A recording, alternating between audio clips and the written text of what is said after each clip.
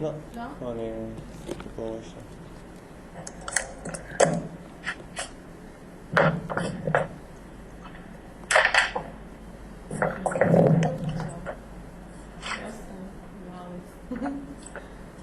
שתי עולמות בארצות הברית. היית בארצות הברית?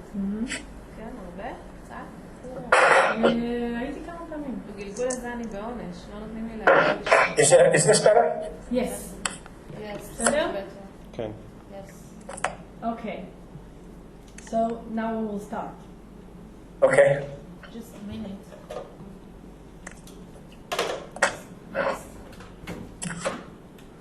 Okay.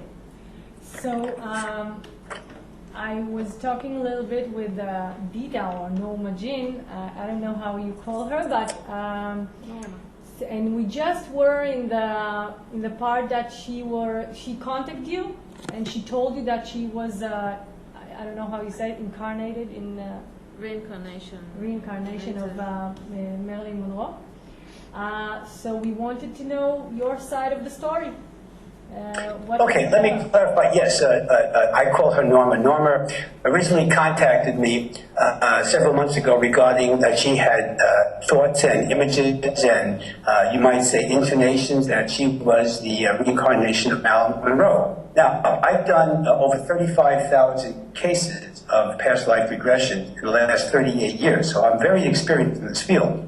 And it is not uncommon for somebody to actually have a past life, to get images of that in their dream levels or just some, you might say, intuitive intonations throughout the day.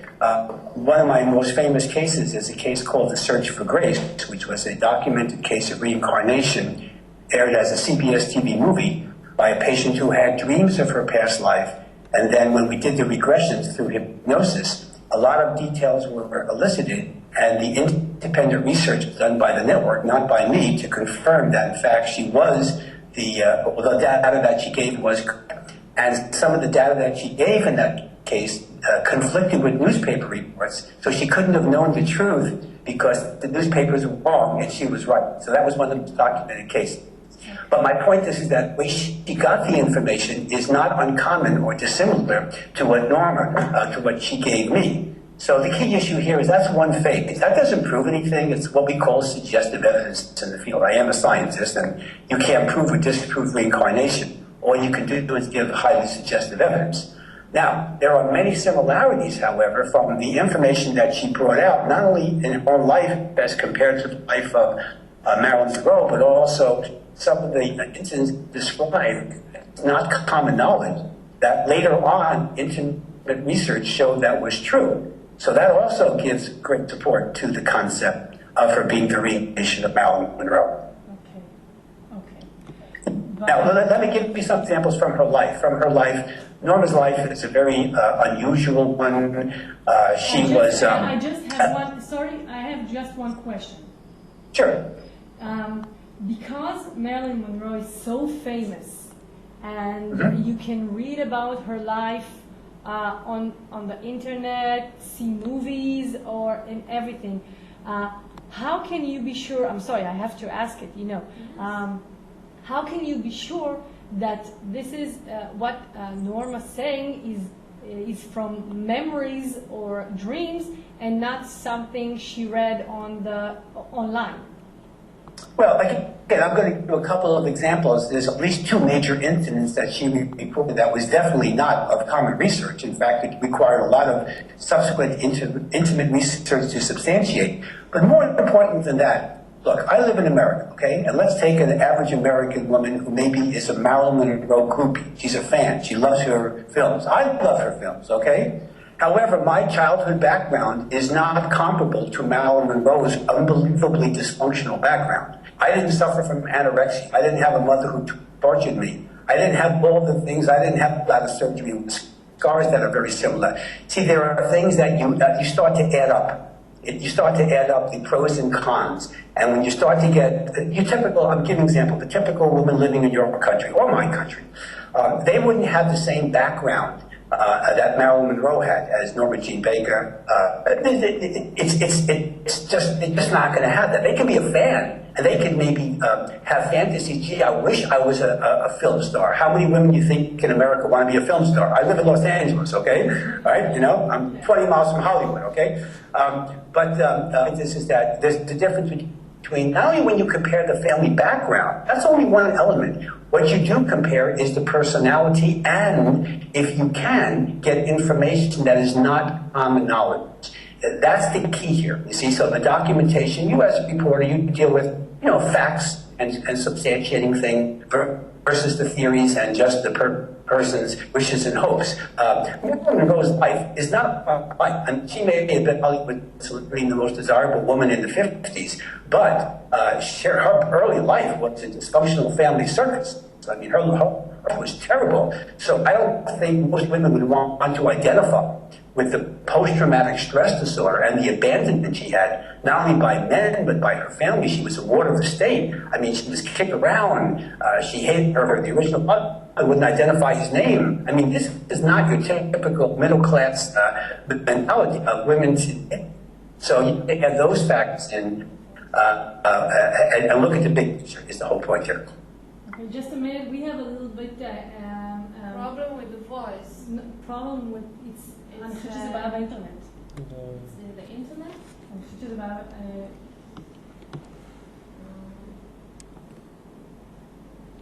Maybe if you would talk a little bit slower, because we hear you, but it's like cutting the words, cutting in the middle.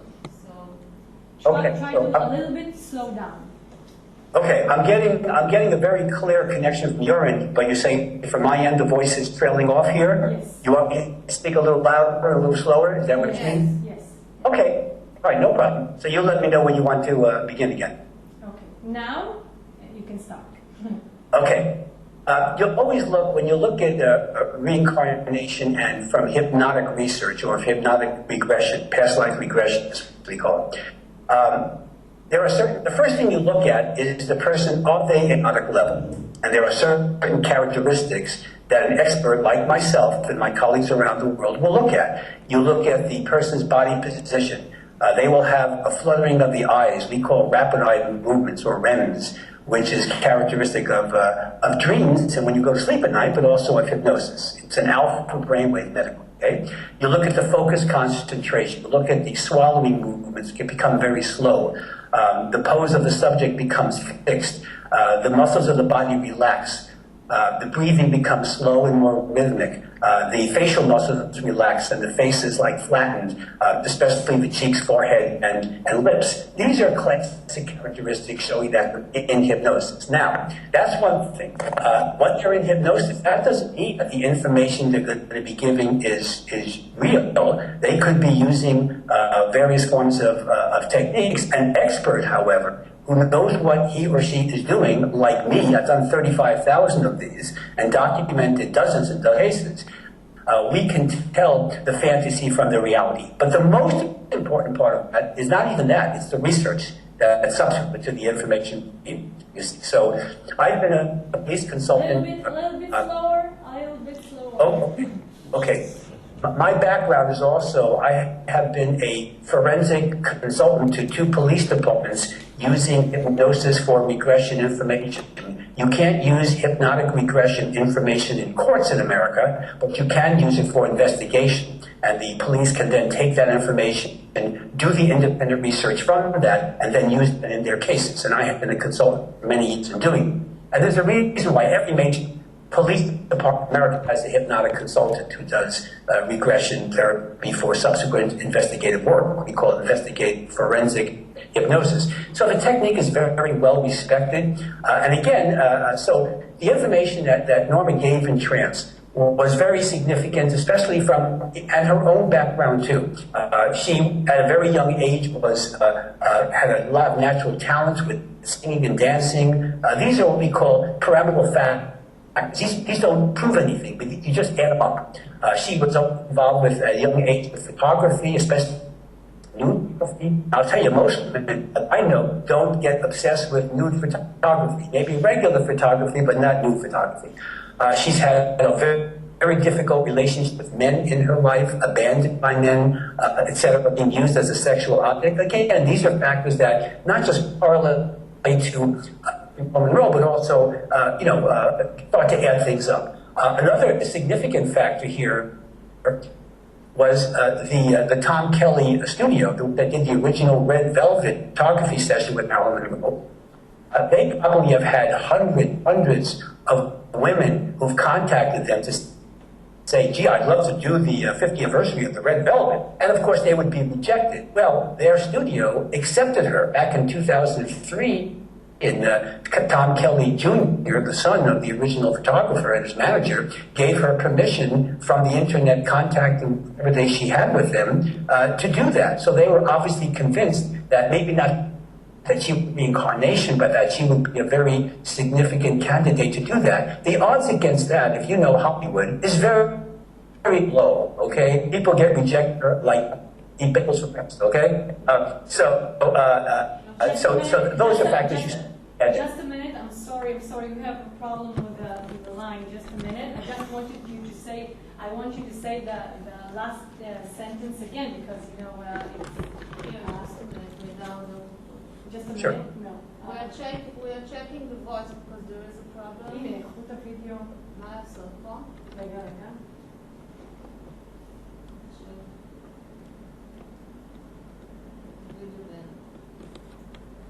לא, זה עכשיו לא, אין זה. חיבור אינטרנט איתי, כנראה שהאינטרנט איתי פשוט, זה הכל.